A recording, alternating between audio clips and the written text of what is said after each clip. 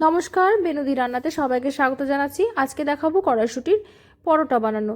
পরোটাতে তেল অনেক কম লাগে এবং তেল অনেক কম খেতে হয়, সেই জন্য পরোটা বানাবো। কচুরিতে অনেক তেল খেতে হয়, সেই জন্য পরোটা শরণাপন্ন হয়েছি। তো কড়াইশুঁটিগুলোকে ছাড়িয়ে নিয়ে আমি প্রথমে কি করেছি, সেদ্ধ করেছি। সেদ্ধ করার সময় একটু কাঁচা লঙ্কা এবং ধনেপাতা দিয়েছিলাম সেদ্ধ করার জন্য, এবং অতিরিক্ত জলটা কিন্তু ফেলে দিয়েছি। তারপর একটু লবণ দিয়েছি। লবণটা দিয়ে এরা মিক্সিতে পিষিয়ে নিয়ে আমি এটা শিলের নোড়াতে বেটে নিয়েছি। বেটে নেওয়ার পর গরম কড়াইয়ের মধ্যে এটা দিয়ে একটু শুকনো শুকনো করে নিলাম। দেখুন এটা ধোঁয়া উঠছে, মানে কিন্তু এর মধ্যে বাষ্পটা উড়ে যাচ্ছে। এবার একটু শুকনো শুকনো হয়ে যাবে, ঠান্ডা হয়ে গেলে দেখবেন অটোমেটিক্যালি শুকনো হয়ে গেছে। এবার আটা মেখে নিয়েছি পরিমাণ মতো। আটা মাখার সময় একটু লবণ এবং সামান্য ময়ান দেবেন, একটু সাদা তেল দিয়ে ময়ান দিতে হবে, তাহলে আটা বেশ মুচমুচে একটা স্বাদ আসবে বা মুচমুচে দেখতে হবে। হাতে করে যখন ভাঙবে তখনই বোঝা যাবে। এবার পুরগুলো ভরে দিলাম বেশ সুন্দর করে, একটু মোটা মোটা লেচি কেটে নিয়েছিলাম। এবার আমি এটাকে সুন্দর করে বেলে নেব। বেলার সময় একটুখানি খেয়াল রাখতে হবে যাতে ফেটে না বেরিয়ে যায়।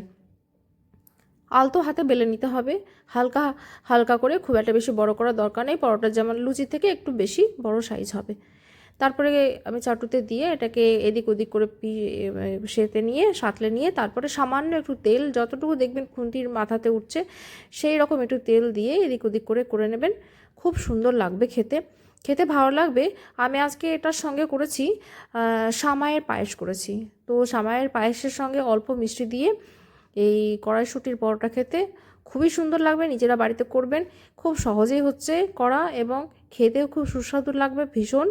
আর তেলও কম খেতে হবে, তাতে তাতে কী হবে, আপনার শরীর স্বাস্থ্য দুটোই ভালো থাকবে। সব কিছু মাথায় রেখে আপনাদের এটা করেছি আমি এবং এটা শেয়ার করলাম সবার সাথে।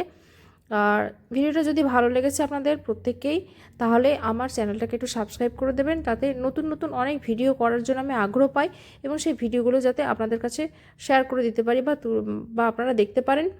সেই কারণে একটু প্লিজ লাইক এবং শেয়ার করে দেবেন এবং সাবস্ক্রাইব অবশ্যই, আমার এই চ্যানেলটা অবশ্যই একটু সাবস্ক্রাইব করে নেবেন।